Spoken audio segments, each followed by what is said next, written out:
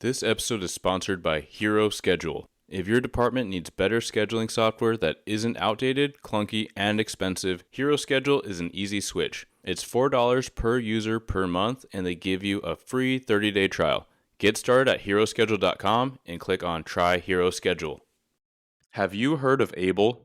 Able is built by AI engineers in San Francisco, and it takes body cam footage and turns it into police reports, using both visual data and transcripts to gather a full picture of the events. If your agency is still writing reports, then it's time to upgrade and liberate 1/3 of patrol time for more important things, like actual policing. Go to ablepolice.com, that's ABEL police.com to learn more. Welcome to Blue Grit Radio, the podcast that explores making better cops for a better community. I'm your host, Eric Tung. I've been an active police officer since 2007. We will dive into the aspects of police culture, health and wellness, leadership, and mindset. You'll hear from experts not only from policing, but all industries as they relate to being our best with purpose, passion, and positivity. Join me as we share stories, lessons, and advice so we can all be better for ourselves, our teams, our families, and our communities. What's up, Grit Nation? Welcome back to another episode of Blue Grit Radio. Today I'm going to be talking about how to be the best candidate. And this really comes from a lot of common questions I get from all stages of the career. There's a lot of people that reach out, as they have for quite a while, looking for insight and advice on getting started, how to be a candidate, an applicant, recruit, how to be the best at that stage of the game. But there's also a lot of people that have continued to interact at all stages of the career, which is extremely rewarding because it's just a different layer and angle of mentorship that I can reach people that are outside my walls, local, across the nation. So it's really rewarding, super grateful and humbled to be a part of all that. But regardless, there are people that are asking like, hey, what can I do, for the promotion? Or how do I set myself up? Or these are the kind of contextual landscape factors that I'm facing in my department as far as getting the nudge from below, getting the nudge from my peers, and on, right? Everyone's situation is a little different, but this is where I want to talk about this theme of the episode and some tangible tips. Whether you're trying to get hired as a peace officer, whether you're trying to get promoted to corporal, whether you're trying to get selected for this very competitive unit that does a lot of proactive work on the street. So how are you showing up, not just for selection, but for making yourself the best asset to be considered? So that goes outside of testing, and you've been listening for a while, or you've purchased one of the guides, whether it's the hiring guide or promotional guide, which is very helpful for selections as well, you're going to know that, right? These break down the test, but it's so much more than the test. It's like, really, how do you build your reputation? And what I want to start off by saying is that all these things, all these questions come back to how do you show up as a leader? And of course, if you've been listening for a while, whether it's me or a host of fantastic guests, leadership is not about rank. It's not about assignment. Truly, if we could build everybody on the team to be and think and act like a leader, then organizational structure, development, culture would kind of be a healthy one, would be a byproduct of that, right? So if everyone's leading in a compelling, collaborative way, then we don't even have to discuss like what to do about culture or how to highlight it. So going back to how to be the best candidate, this is truly the beginning of you becoming and shining as a leader. So if you are an applicant, if you are going through oral boards, that is a thing. If you are 5 years in, you're trying to figure out your footing and how to be a more impactful contributor to your agency, then this is very much a thing. So just recognize that because of the job, like every cop, everyone out there, every public servant is and needs to show up like a leader in the community, right? People are looking to you when they have problems that are out of their hands, like they don't know what to do.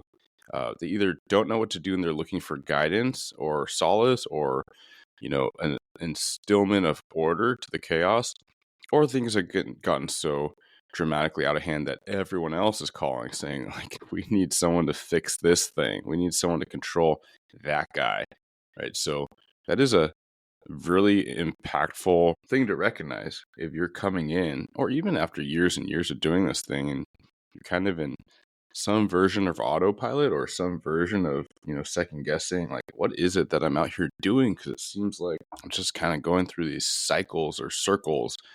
Yeah, it can feel like that at times because there's a revolving door nature to a lot of systems that we interact in, but it is super critical that we remember our why, our purpose, and think about how much good you and your teammates are able to do that the common person in the common job just can't. Like, you don't have the power, the training, the legal authority to do that stuff. So I don't want to digress too much on that. We do talk about purpose and impact a lot on the show.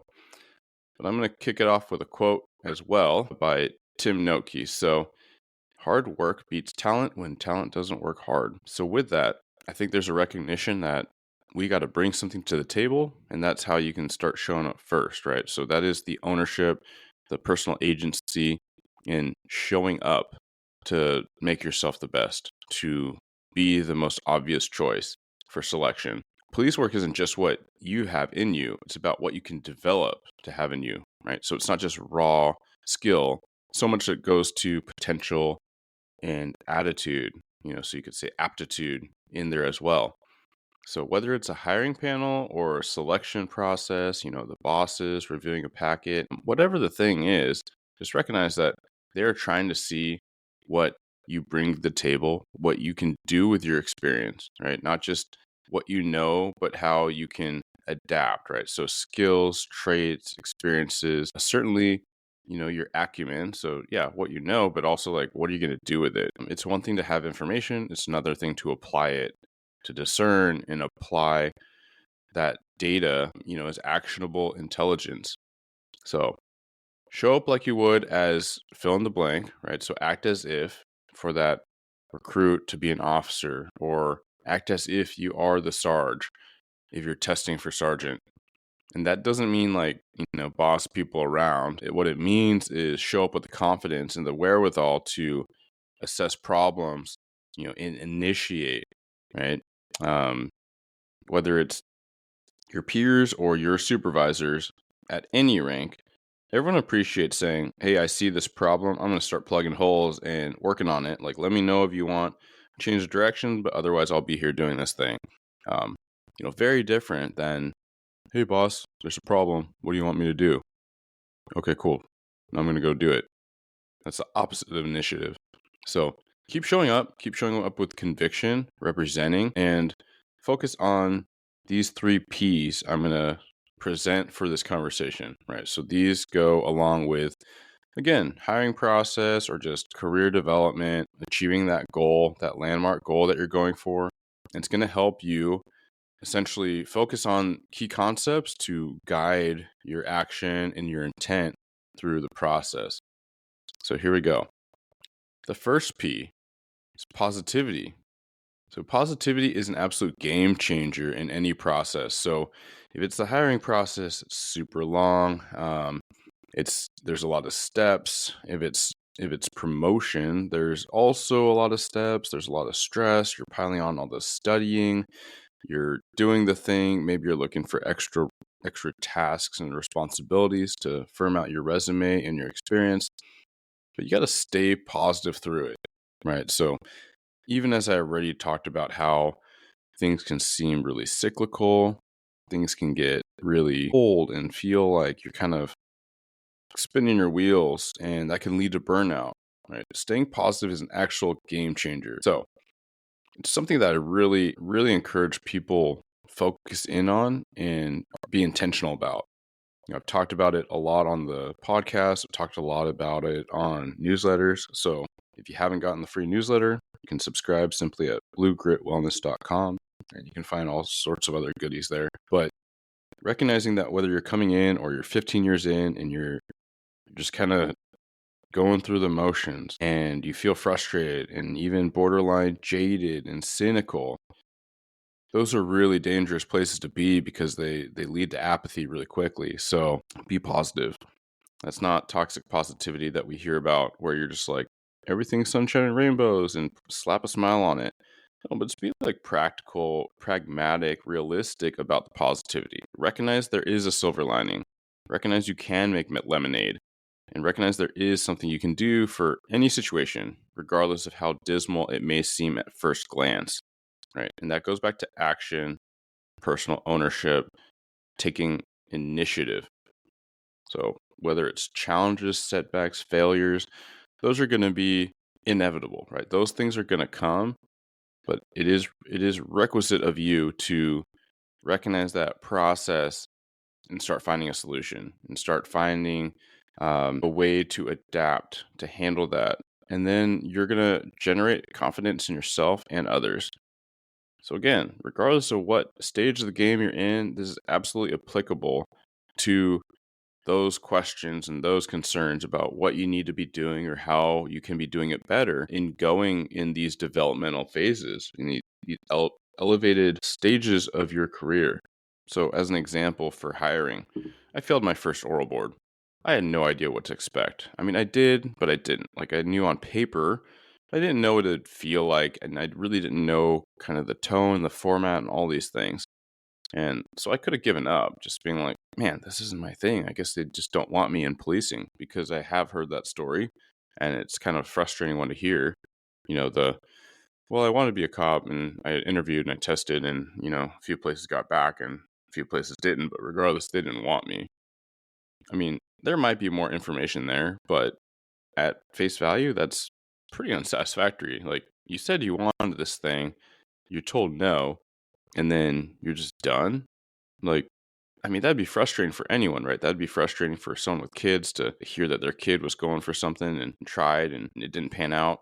It'd be frustrating for a good friend to hear that of a friend, right? So if you're the good friend, you need a little bit of call out, call up, right? Like, we owe it to our friends to encourage betterment, right? So definitely don't want failure at first sight. We don't want giving up.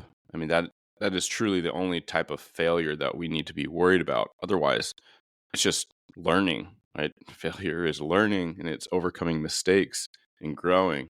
So by encountering challenges with optimism, you can absolutely demonstrate that growth, that aptitude. So again, with the example of mine, the first round oral board fail. Well, like, I had a lot I recognized as I was doing it, and immediately after, where I was like, yeah, that didn't go great. But already I was starting to analyze and anticipate what I thought could go better. And then you start networking, you start picking brains and looking for feedback where you can. And then absolutely you can start making a game plan on how to show up better. But although that is an example for like an entry level applicant, I think we can all realize the takeaways there that anyone can apply for anything, right? So whether that's testing, getting low on the sergeant's list and not knowing what to do and being like, well, I guess it's not for me. I guess, although I do feel like a leader, and some of the bosses said I should test, I did pretty terribly, and I don't like assessments and I'm not good at them, and so that's it. I guess I'll be in this unit, for the rest of my career. Well, clearly that is the same level of giving up as my first example. So stay positive, demonstrate that you can thrive under pressure. It's not just about like showing up in the moment. It's about the hard stuff. It's about the continual stuff. So find solutions, focus on making yourself better every day, and stay focused on the goal, right? And that's going to show and demonstrate responsibility to the role that you're going for, not just to the decision makers, but certainly to yourself and how you're going to show up with those around you. This leads right into the second P. The second P is patience. So patience is an absolute cornerstone in any of these things. I mean, none of these selection processes are quick, but even for like a specialty unit, like a specialization, certification that you're getting selected for, there's usually like an application window. There's usually a time when you have different steps. You got to get a packet together or write up some things or get a recommendation. I mean, that in itself can be an extended thing, but also when you're going for anything, the work started way before the announcement came out, right? We should be acting in a way that makes us the selection, like the obvious choice, just by virtue of how we show up. And you could even say that's like from the day you start at that department or trying to get into that department. And then 7 years later, you're going for this goal of yours, right? You're contending against people, with twice your tenure and experience level.